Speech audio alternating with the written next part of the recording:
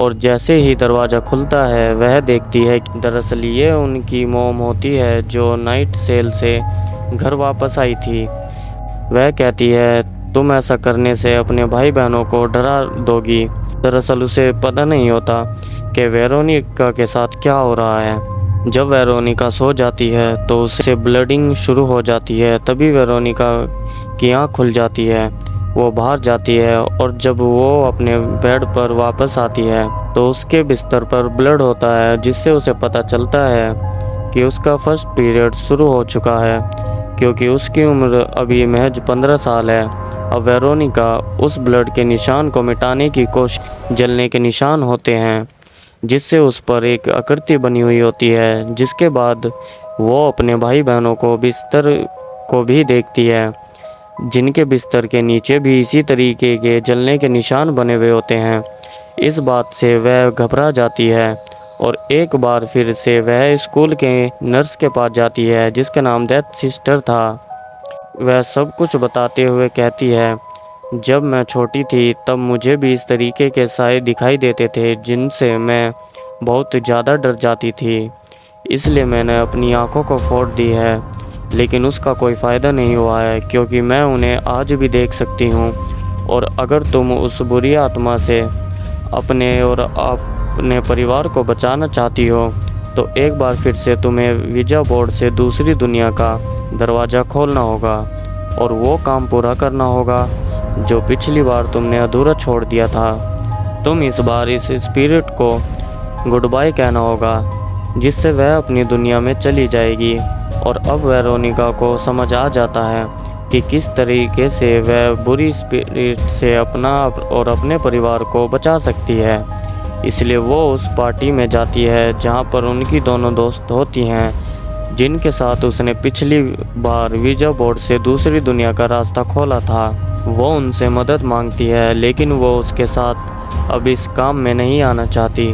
और तभी वो लड़की जिसके कान में वेरोनिका ने कुछ कहा था, वो बताती है कि तुमने कहा था मैं 5 दिनों में मर जाऊंगी। अब वेरोनिका वहाँ से वापस अपने घर आ जाती है और वो किसी भी कीमत पर उस बुरी स्पिरिट से छुटकारा पाना चाहती है और अपने परिवार को बचाना चाहती है। इसलिए वो तय करती है कि इस बार वो अपने फ्रेंड के बदले अपने सिस्टर को वीजा बोर्ड के सामने बिठाएगी और उस एक्टिविटी को करने के बाद वो बुरी स्पिरिट को गुड बाय कहेगी, जिससे वो हमेशा के लिए यहाँ से चली जाएगी।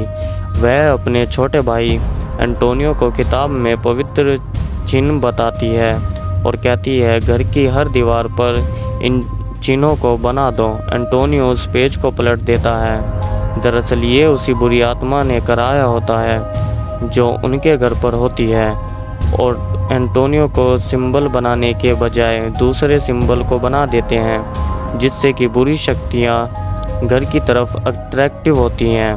वेरोनिका को दिखाया जाता है जो एक बार फिर से वीजा बोर्ड को जोड़ती है जो पिछली बार फट गया था।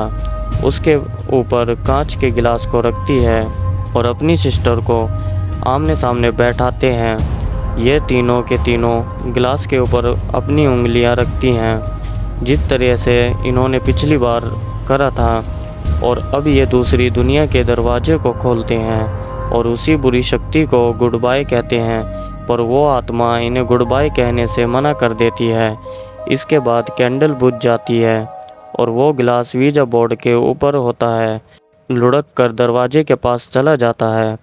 घर की सारी लाइटें बंद हो जाती हैं और वेरोनिका बहुत ज़्यादा डर चुकी है, इसलिए वो पुलिस को कॉल करती है और कहती है कि मेरे भाई की जान खतरे में है, जल्द से जल्द यहाँ पर आ जाओ। और यहीं से इस कहानी की शुरुआत हुई थी, जब वेरोनिका ने पुलिस को कॉल करके अपने घर पर मदद के लिए बुलाया था। वेरोनिका अपने भाई को ढूंढने बाथरूम में जाती है, जहाँ पर उसे उसका भाई मिल जाता है। वह अपने भाई को गोद में उठाकर अपनी बहनों के साथ नीचे आ जाती है। इससे पिककर वह बहुत डर जाती है, क्योंकि उसका भाई अभी भी उस घर के अंदर है। इसलिए वेरोनिका एक बार फिर से घर के अंदर जाना पड़ता है, और जब वह अंदर जा रही होती है तो सभी चीज़ें गिरना शुरू हो जाती हैं। वेरोनिका एक क्लोज सेट में पहुंच जाती है जहां पर उसका भाई छुपा हुआ था। वेरोनिका उसे अपने साथ चलने को कहती है मगर वो साफ साफ मना कर देता है। तो वो कहता है मैं तुम्हारे साथ नहीं जाऊंगा। और अभी वेरोनिका अपने आप को टूटे हुए शीशे में देखती और आज तक उसके घर में जो भी घटनाएं घटित हो रही थी देती है और हवा में उठा है। वेरोनिका को ऐसी हालत में देखकर घबरा जाते हैं क्योंकि वह आधी हवा में उड़ रही थी और अगले पल वह नीचे गिर जाती है। इसके बाद वेरोनिका को एम्बुलेंस में हॉस्पिटल में ले जाया जाता है। वहीं डिटेक्टिव को दिखाया जाता है। कॉल आता है और बताया जाता है कि वेरोनिका की मृत्यु हो चुकी है। डिटेक्टिव को इस बारे में कुछ समझ नहीं आ रहा होता है। अगले 5 सालों तक उसे खुद समझ नहीं आता कि यह किस तरीके से हुआ और स्कूल के टाइम में इन 5 सालों के बाद वेरोनिका के साथ क्या हुआ था। और इस केस को और फाइल को क्लोज कर दिया जाता है और इस कहानी को उसी फाइल के आधार पर बनाया गया था। ये सच्ची घटना पर आधारित फिल्म है। ये फिल्म 2017 में रिलीज़ हुई थी। इस फिल्म को इसी कहानी के ऊपर बनाया गया था क्योंकि ये जो फिल्म है और ये जो कहानी है ये सच्ची घटना पर आधारित है और ये सब रियलिटी में हो चुका है। इसी के चलते हुए इस मूवी को भी बैन कर दिया गया है ताकि ये जो घटनाएं हैं लोगों के दिलों तक ना जाए क्योंकि लोग काफ़ी घबरा जाते हैं। अगर आपको ये एक्सप्लेनेशन अच्छा लगा हो तो आप मेरे चैनल को सब्सक्राइब कर दें। अगर आपको वेरोनिका मूवी देखनी है तो आप यूट्यूब पर सर्च करके देख सकते हैं, नहीं तो आप कमेंट बॉक्स में कमेंट करें, मैं आपको लिंक प्रोवाइड कर दूंगा।